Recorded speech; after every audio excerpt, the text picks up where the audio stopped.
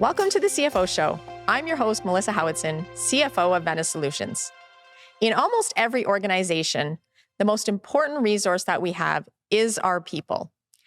And the way that we used to measure the outputs of our people and how they were creating value in our business has certainly changed or needed to change, especially in the post-pandemic world.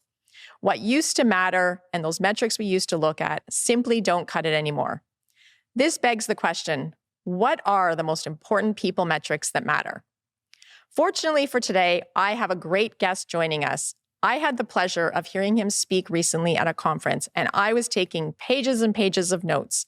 And so I'm hoping that some of his insights you will find valuable today as well. Joining me today is RJ Milnor, founder and CEO of People Analytics Partners. RJ, thank you so much for joining us today on the show. I was fortunate enough to recently see you speak about unlocking value with people metrics, and you had such great insights to share on what metrics we should be measuring and how we can drive productivity. And I thought it would be so relevant for our audience. So maybe before I jump into some of my questions, maybe you could just tell us a little bit more about yourself and your business and what got you into this line of work. Thank you so much. It's a pleasure to be here today, and I appreciate the opportunity to be on the podcast with you and with your listeners. My name is RJ Milnor. I'm the founder of People Analytics Partners, and just by way of background, I've spent the past 20 years or so in the field of human resources in one way or another, either as a leader of HR teams, or on leadership teams, or deeply in people analytics in consulting or working with corporations. And about a year ago, I founded this company, People Analytics Partners, which is a marketplace that connects companies with experts looking to do fractional work, specifically experts in people analytics or workplace technology. And where this came from, actually, was very unexpected. I didn't plan for this company to exist or for this to happen, but I was connecting initially people I'd worked with or friends, and then people I didn't know in late last year with jobs. The layoffs started happening initially in the tech sector around November, December of 2022. And I was connecting them with opportunities, typically full-time opportunities. And what I heard from people time and time again was they actually weren't looking to go back to full-time work. They preferred the flexibility, the autonomy that gig and fractional work provided. And honestly, I didn't anticipate that. But what I realized in talking to them was that these very qualified, high-performing people, what they were looking for, they couldn't find. There was no place for them to go to find those opportunities for these defined project types of work. And as a leader of teams or a functional leader, there's really no place for someone like me to go to find that kind of talent, to find experts that just want to come in on a fractional basis. So that's where this company came from. We're a marketplace that connects those two parties together in a very efficient way. You've really invested a lot of time and energy into looking at what are some of those most critical pieces of data, the metrics about our people that can really help to drive forward a business. And when you stop and think about it, greater than 50%, often 60, 70% in some companies of our cost is people. And so it is a really critical part of the investments that businesses are making and what's going to drive value for our companies. And so when you think about that, what do you think about in terms of figuring out what we should be measuring and what we have been measuring historically? Well, it's interesting. If you think about workforce costs or labor costs, they do account for a majority of operating expense in many cases. It could be 50 to 70% of operating expense, but it's oftentimes the least reported or most inconsistently reported information from companies. I think the question is, what do we need to dig into to actually report that effectively?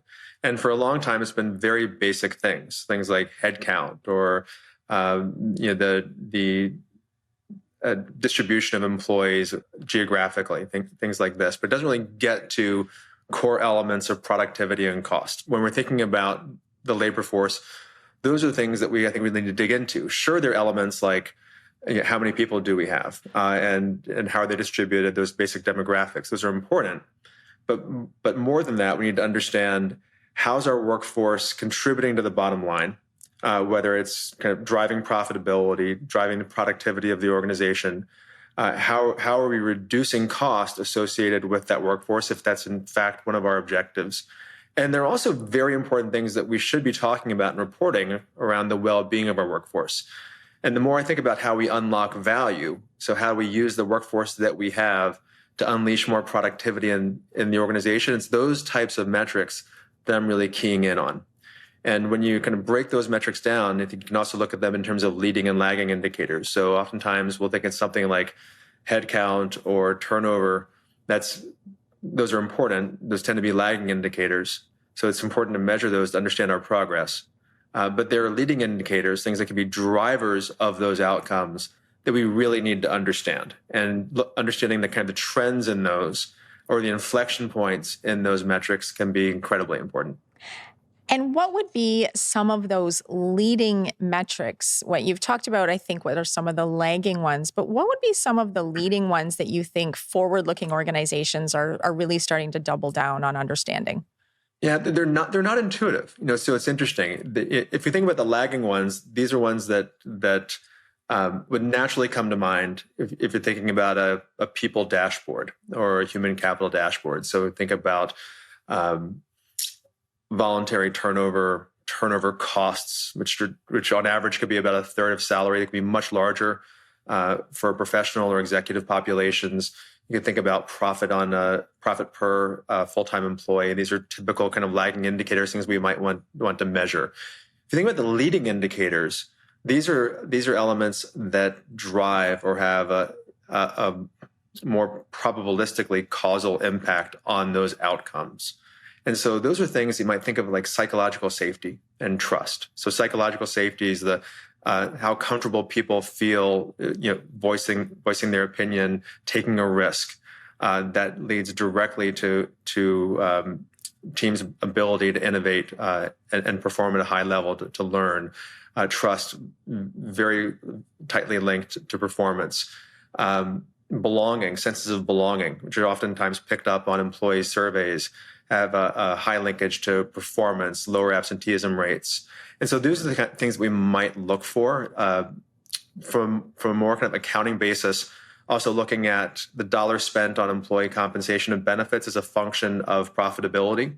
So basically, how much juice are you getting for the squeeze, if you forgive the kind of metaphor, but for the amount that I'm spending on the workforce, on labor costs, what is that as a function of profitability? And making sure that number is continually improving and not getting worse.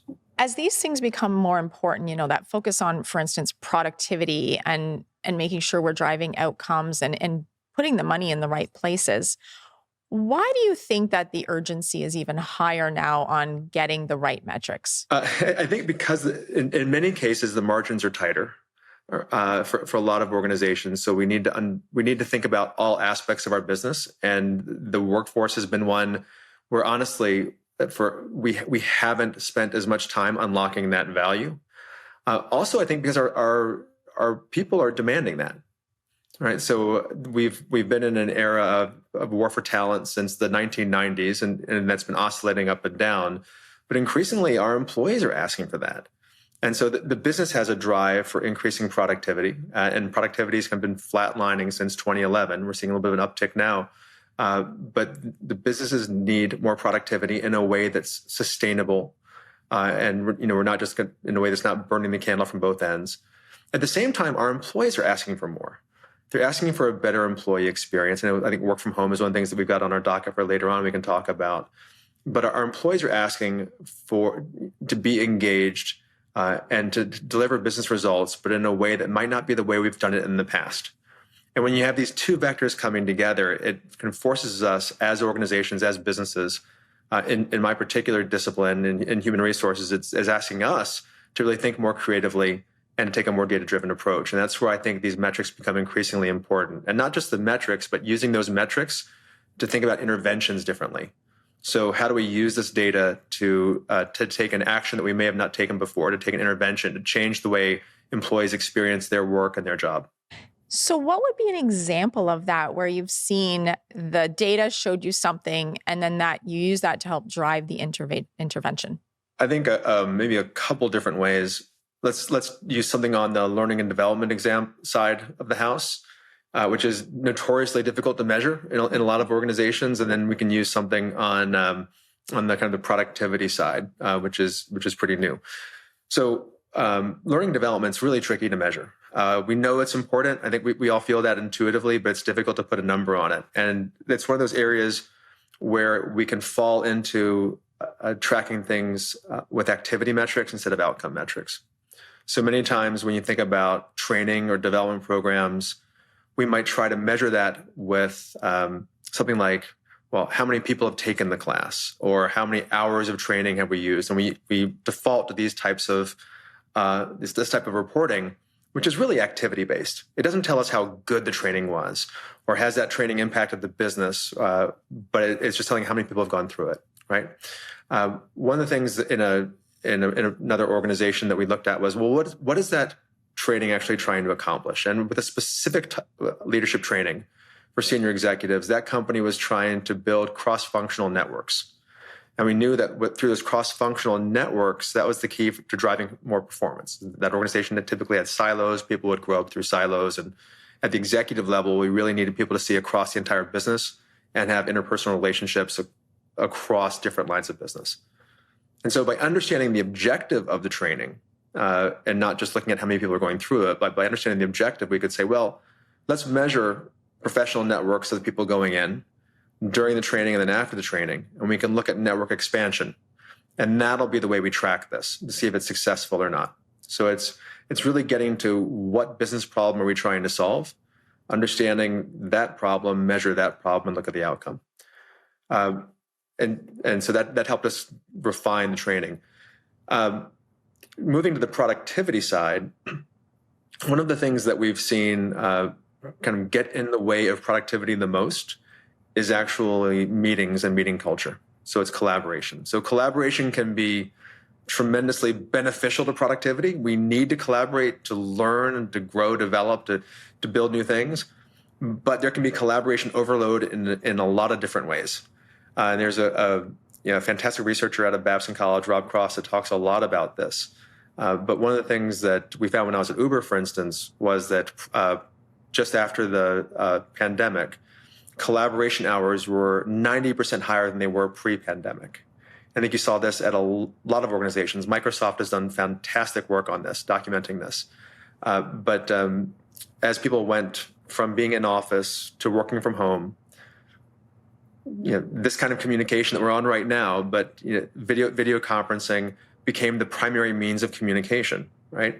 And meetings, especially kind of video conferencing meetings, that activity started to be conflated with outcome.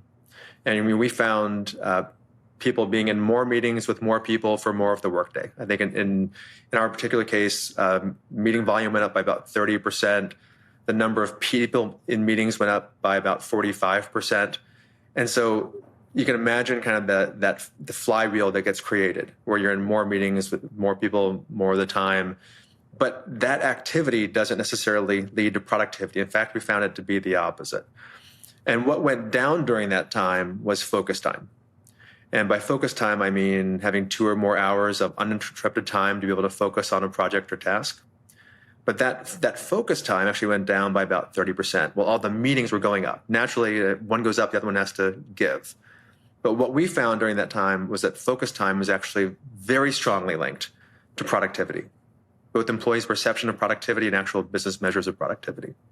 So how do you break that cycle, right? And we were able to through data analysis, understand there's specific elements of meeting and meeting culture that you can use to break that. So a couple of specific examples to be a little more pragmatic for you and your listeners. In our case, about half of meetings were status update, for at least of manager meetings, were status updates and information sharing, which tend to have rather low effectiveness and low value. That's stuff that can get pushed to asynchronous communication, to pre-reads. They don't have to be 30-minute or certainly not hour-long meetings. So we can move that and take away some meeting time. The other thing we found was that meeting engagement dropped significantly based upon the number of attendees in a meeting and also the length of a meeting. And so it's a great example of how data can be applied to a real business problem. We went through an experiment with looking at 1,600 meetings. So we were asking managers to tell us about their experience of the meeting after it happened, but we were also, with their full knowledge and involvement, looking at what's happening with the digital exhaust of all these meetings. So, what's happening with email communication, with Slack communication, with lots of different things during and after a meeting. What we were able to understand was that once a meeting got past, say, 8 or so people in that meeting engagement started to decrease. So people are on their email, they're on Slack, they're doing other things. Same thing once the meeting goes past 30 minutes, you see that disengagement increase as well. So they're really actionable steps you can take to get around that. If you're having a decision-making meeting, keep it small. You don't need 90 people in a decision-making meeting. Or likewise, if by default, let's keep a meeting at 25 minutes. It doesn't need to be standard hour-long blocks for a meeting. And these things make a huge difference both on the effectiveness of collaboration, but then also on productivity in general. Some really interesting insights there in terms of what you found as the measures of meetings and the impact on productivity. 2 follow-on questions directly related to that. 1, how did you go about measuring some of that data about meetings? Where was this all coming from? Is it pre-existing things that companies would already have or other tools that you were using? Yeah, so we take what researchers would call a mixed methods approach. So part of it's quantitative, part of it's qualitative.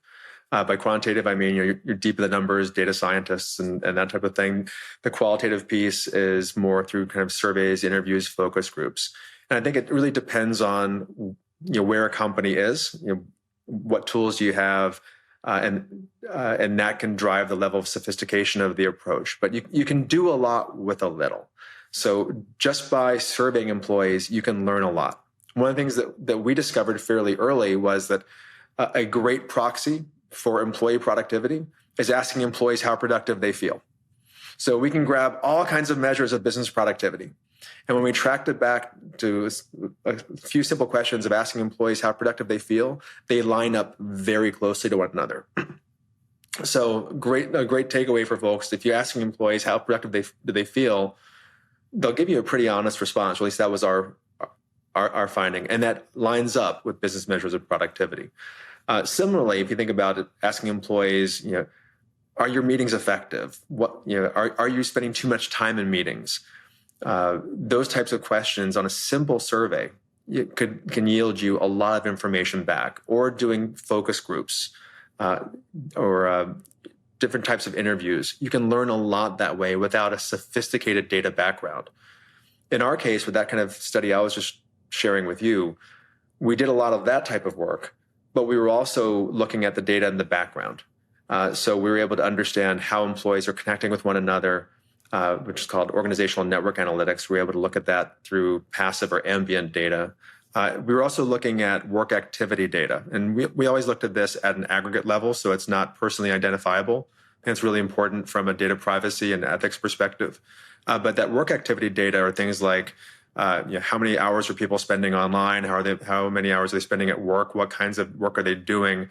And that helps us get a sense of those kinds of meeting activity or collaboration types of data that we were just talking about.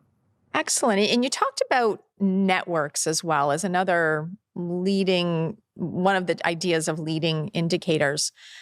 Maybe can we explore that a little bit? What is the data telling you about networks and how they impact the company, and how do you measure them? There's a great body of work. In fact, if people are interested in learning more about this, Michael Arena has done wonderful work on this, and he's written a book called Adaptive Space, which is a fantastic treatment of this. But what we're understanding about networks is that they're really formative in terms of driving things like innovation, also performance. They also help communicate culture in a really important way when we think about just building and transmitting organizational culture.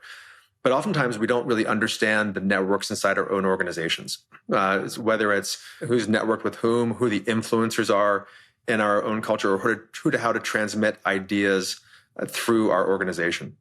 And that's it's one of the things that we've been focusing on in a lot of our own work, and people in the People Analytics marketplace have been focusing on as well. So how do you measure it? There are several different ways.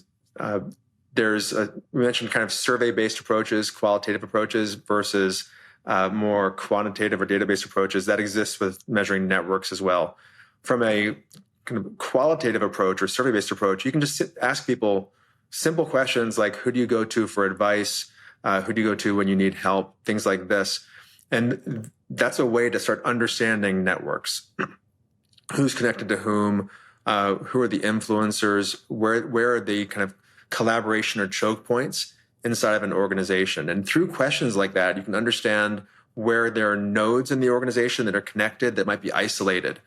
And when you compare that to what the business needs, you might understand there are groups that actually need to be in the middle of communication. They're actually fairly isolated. There's also a data-based way of doing that when you can look at through calendar meetings, email traffic, things like that. How are people communicating? Who's meeting with whom? Who's communicating with whom? And you can build network maps or look at organizational networks that way. Ideally, you kind of combine both of them together because you can understand what a network looks like and the context of that network.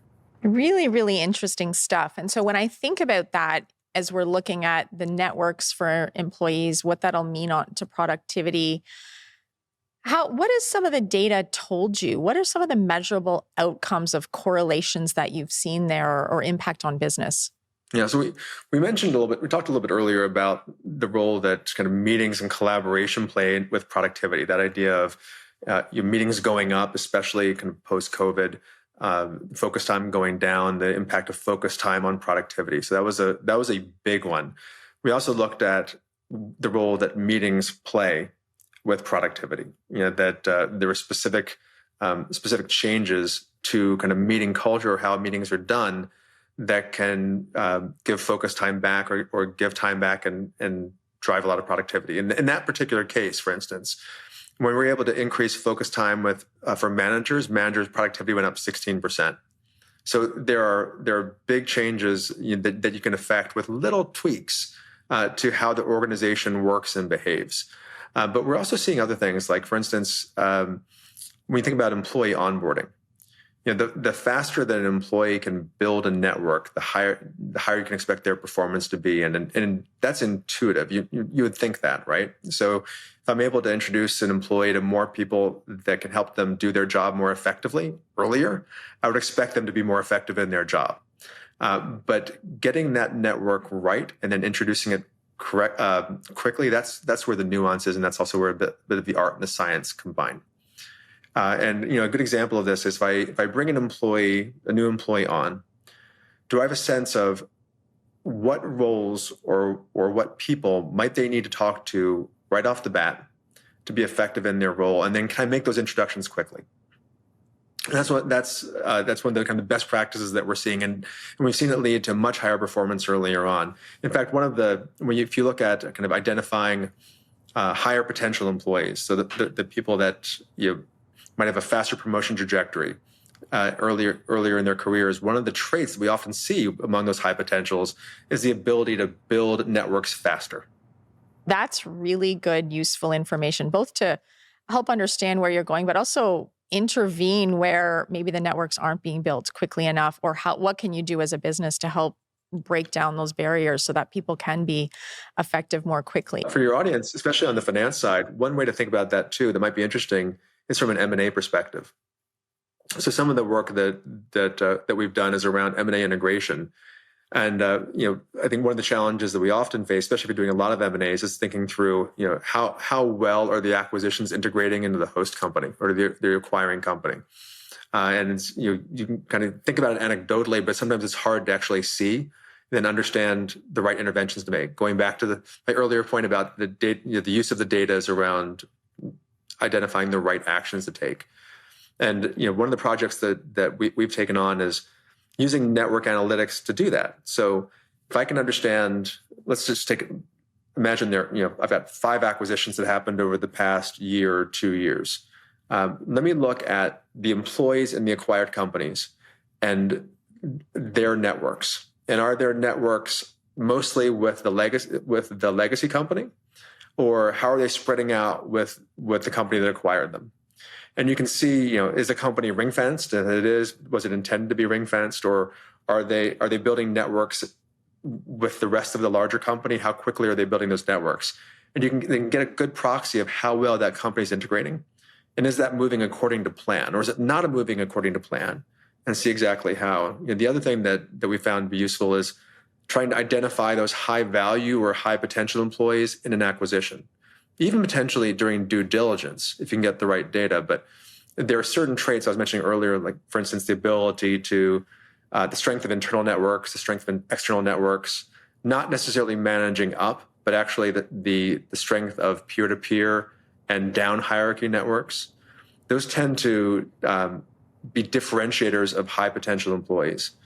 And if you look at the networks of acquired employees, you can start to tease out high potentials or high value employees that maybe you didn't identify during due diligence, which can be incredibly important for retention packages. In one case, we were able to double the number of high potential employees identified by using that kind of network analysis versus by just having a conversation with the acquired company's HR department. Great example with M&A. And as you're talking about this, I'm thinking about how really both those examples you gave us, one about meetings, the other about networks, both have come under a bit of pressure or different ways of working as we think about what the pandemic did and how it's really changed the way that we all work. Flexibility is here to stay. And so what has any of the data been telling you about those methods of work? And are there any metrics we should know there that would help us in terms of how we think about driving value in our business? Most of the data that I've seen shows employees have a strong preference for flexibility. And that flexibility manifests itself in some form of remote work or working from home, right? And the question is, well, what do you do with that? And what does it actually look like from a policy perspective? And, certainly I think we're seeing a lot of headlines. You might be seeing these as well of companies saying, okay, we're coming back into the office. And kind of a return to office move or wave. I think from what I'm seeing, the reality is a little more nuanced. So despite the headlines of return to office, I don't think we're seeing a return to office move. In fact, I'd probably say the opposite. My bet would be we're going to have more of a work from home or remote play over the next several years, and we can talk more about that in a second. But if we look at, by the way, a great person to follow on this is Nick Bloom, who's a professor at Stanford, and he wrote a great op-ed in the New York Times. When we look at the actual policies at companies that are doing return to office, it's not often a full 5 days a week when we kind of dig into it. It's oftentimes, well, we want you to come back, but we want you to come back 50% in the office. Or it's a specific number of days. Maybe it's 2 days or 3 days or 50% on average. Or it's even more nuanced. It's 50% if you live within this many miles or this many hours of an office location. So sometimes the headline isn't what it really looks to be. The other thing is when we look at the actual data, I think we are seeing a pretty steady move to remote work. So the last data I saw was that about 31% of work days right now are remote. And if you break down the actual numbers, something like I think it's 13% of employees are working from home full time, so they're full remote. Another 28% are hybrid, so they're coming in to the office on a few days a week, which leaves 59% or so in office, and so there's still the big chunk are still in the office full time, which may or may not surprise folks that there are that many employees working full time in the office. I think the question is how will those numbers change over time? There was a study from Upwork suggesting that percentage of people working full-time remotely or working from home might increase to as high as 22% by 2025. And that's what I have my eye on is what's the trend and why might it happen? And I think there are a few reasons why the trend might push more towards work from home. I mean, certainly there's an employee preference, at least among some segments, for if not full-time work from home, at least the flexibility to work from home several days a week, whether it's the flexibility that provides certainly not having the commute and the additional costs that they incur from the commute. And so there's that employee side. And there have been studies that suggest that work from home benefit is equivalent to an 8% raise in the eyes of employees. There's a cost impact for the companies themselves. And so sending employees to work remotely or work from home does have, I think, a positive cost impact for the organization, especially when you think about, I think on average, occupancy rates tend to be around 60% or in terms of desk utilization. So there's a benefit of not having those numbers of employees kind of in the office, or at least trying to get your utilization, desk utilization higher and having the vacancies lower.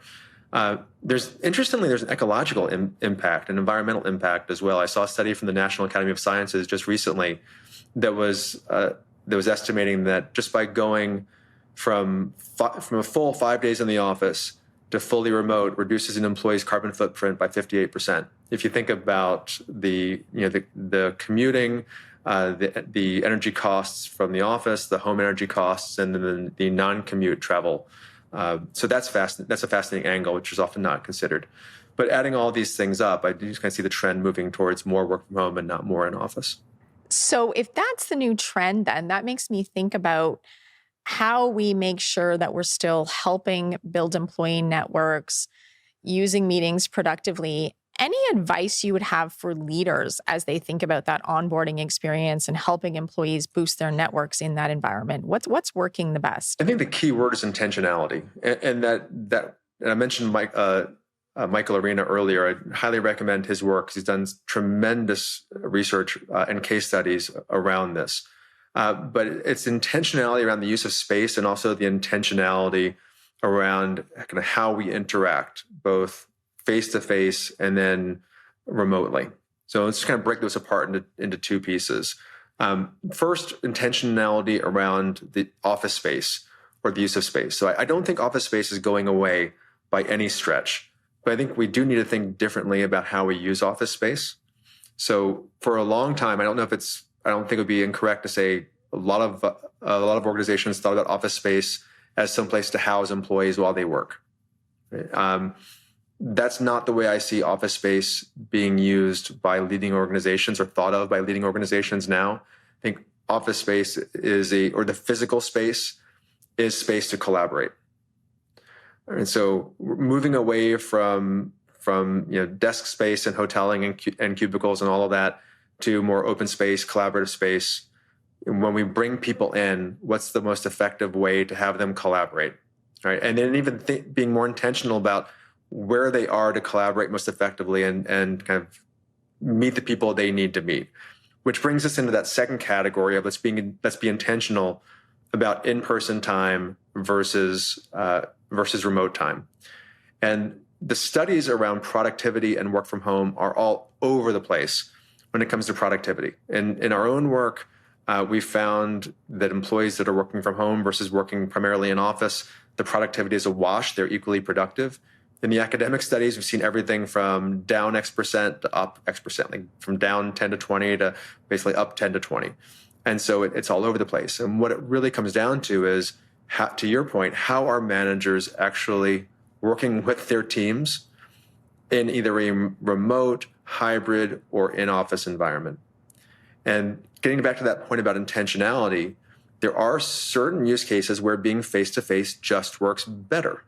If you're trying to kind of discover new thinking, if you are trying to build trust, if you're trying to disseminate new ideas, or especially to influence, face-to-face is a much more effective means of communication.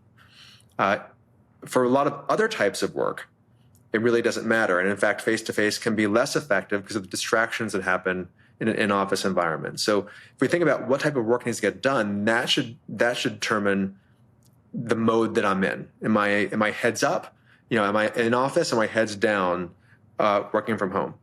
And I think we get the question kind of wrong many times when we talk about, is it 2 days a week or 5 days a week? That's not the right question. The right question is, what kind of work do I need to be doing? And then where do I need to be to do that type of work? I think that you're bang on when you talk about intentionality. And I think as leaders, it puts more pressure on us than ever to make sure we're actually being thoughtful about the meetings, about how we're working and how we're making sure that we're giving employees the right experience, which using data to inform that helps get away from the gut feel of things. So I really like that. A small example, I attended a session last week and I heard that when we're sitting in a meeting, 20% of our brain power is actually consumed with looking at our own picture on the Zoom screen because we can't help it. We're hardwired to look at ourselves. And so, one little productivity tip there was turn off that screen. Don't look at yourself because you didn't used to look at yourself when you were in person in meetings. And you'll get back that 20% to actually focus on the meeting that you're having and be more in it. And so I do think there's, little things like that, even that when we know or we have the data or science behind to help us understand, can really help us with finding all those little ways to boost our productivity. So I guess one last question for you then is, for companies that are thinking about this or maybe are looking at more the lagging metrics and want to move towards more of the leading metrics, where should companies get started? Yeah, it's a great question. And the first place I'd recommend going is to your HR business partner. And they've got a great background in terms of human resources. They also understand your business really well, and they're a fantastic partner to both kind of you and your organization. So I think that's the best first place to go. There's certainly other areas to support and partner with along the way. So the experts that are part of my marketplace certainly have years or decades of experience doing this. People like me also can help, and there are other organizations out there that they can help as well, which I'm kind of happy to talk about kind of offline for anyone that's interested. But I think the HR business partner is a great first place of support. If you're interested in learning more about understanding human capital and how to measure it, there's a great document from the International Organization of Standards, ISO 30414, that came out in 2018. And they did a lot of the heavy lifting, try to understand what to measure and how to measure it, and the standardizing definitions around that. So that's something I'd also recommend. Excellent. Great advice. So just before we leave, every time we have a guest on, we have 2 rapid fire questions that we like to ask them. So are you ready? Yeah, let's go for it. All right. First one. What is the best piece of business or leadership advice that you've ever received? Best piece of advice I've ever received is it's not about me. And years ago, early in my career, I was doing a lot of speaking to executives, large groups to executives, and oftentimes speaking about research that the company had done. And especially in the early days, I would get frustrated when people wouldn't buy into the research, or they'd have questions, or they'd just disagree or argue with the research, and I'd take it personally. This is the work that we did, or my team did, or I didn't deliver it the right way. And my mentor at the time said, hey, RJ, it's not about you. It's not about you. Don't take it personally. Don't be prideful or defensive about it. Lean in. Get curious. Ask. And explore where the challenge is. And it was a great piece of advice. Both first, not to be prideful, but secondly, to be curious and be humble and really kind of explore what's going on in that client's perspective and in their organization. As I grew in my career, became a leader, that took on a new meaning where it's not about me, it's about the team. It's about the employees on the team. It's about the organization, and to really have that sense of servant leadership. And so that same piece of advice kind of morphed in a lot of ways, and it's something I hold quite dearly. Now, the next one, what is something that you do in your personal life that helps you be your best self in your work life? I start every morning with a prayer, and it helps me kind of focus on what I'm grateful for, kind of the ways that I'm imperfect and what I need to do to grow. And I find it really helpful it's helpful for my own faith, but also to help me kind of slow down and reflect and practice gratitude and practice growth. So that's something that I find useful for me and my family, and also for my career. Really appreciate all the insights. You've given us such great tips and tricks and things to think about. So thank you so much, RJ, for joining me on the episode today. Thanks for having me. And if you'd like more information about today's show, please see the links in the show notes. And don't forget to subscribe wherever you listen to or watch your podcast because you don't want to miss an episode. For the CFO Show, I'm Melissa Howatson. Until next time.